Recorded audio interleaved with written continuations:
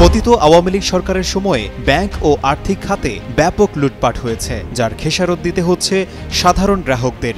বহু ব্যাংকে জমা রাখা গচ্ছিত অর্থ তুলতে পারছেন না সাধারণ গ্রাহকরা। ৫টি বেসরকারি ব্যাংক কার্যত নামেমাত্র টিকে আছে। দেউলিয়ার পর্যায়ে আছে ১২টি ব্যাংক, অতিমাত্রায় দুর্বল ১৫টি ব্যাংক।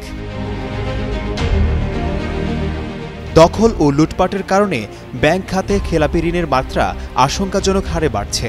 ব্যাংক খাতে খেলাপি ঋণ ৫,৭০,০০০ কোটি টাকা ছাড়িয়ে যাওয়ার শঙ্কা আছে। আগামীতে মোট ঋণের মধ্যে খেলাপির হার ৩০ থেকে ৪০% ছাড়িয়ে যেতে পারে। এতে তারল্য সংকট বাড়বে। রোববার ঢাকা বিশ্ববিদ্যালয়ের নবাব নওয়াব আলী চৌধুরী সিনেট ভবন মিলনায়তনে ব্যাংক খাত নিয়ে অনুষ্ঠিত এক সেমিনারে বক্তারা এসব শঙ্কার কথা বলেন। তারা জানায়, এখন কার্যত ১২টি ব্যাংক দেউলিয়ার পর্যায়ে চলে গেছে। তারা আমানতকারীদের টাকা দিতে পারছে না। ১৫টি ব্যাংক অতিমাত্রায় দুর্বল হয়ে পড়েছে, যার ৮টিতেই লুটপাট হয়েছে। ঢাকা বিশ্ববিদ্যালয়, এশিয়া প্যাসিফিক বিশ্ববিদ্যালয় ও জার্মানির OTH অ্যামবার্গ ওয়েডিনে যৌথভাবে এই সেমিনারের আয়োজন করে। সেখানে প্রধান অতিথি ছিলেন কেন্দ্রীয় ব্যাংকের governor doctor Ahsan H Mansur.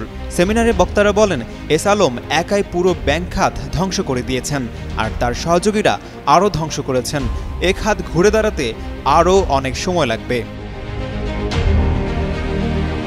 বক্তারা বলেন, তত্ত্বাবধায়ক সরকারের হাত থেকে আওয়ামী লীগ সরকার একটি শক্তিশালী ব্যাংক খাত পেয়েছিল, কিন্তু তারা এর সুফল ধরে রাখতে পারেনি।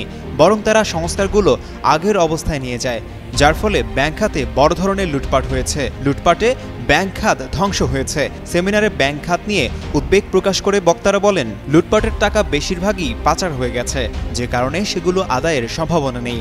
ফলে ব্যাংক খাতে তারল্য সংকট বেড়েছে। এ সংকট আরও থাকবে।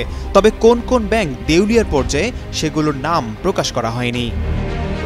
আশিকুর রহমান, যুগান্তর নিউজ।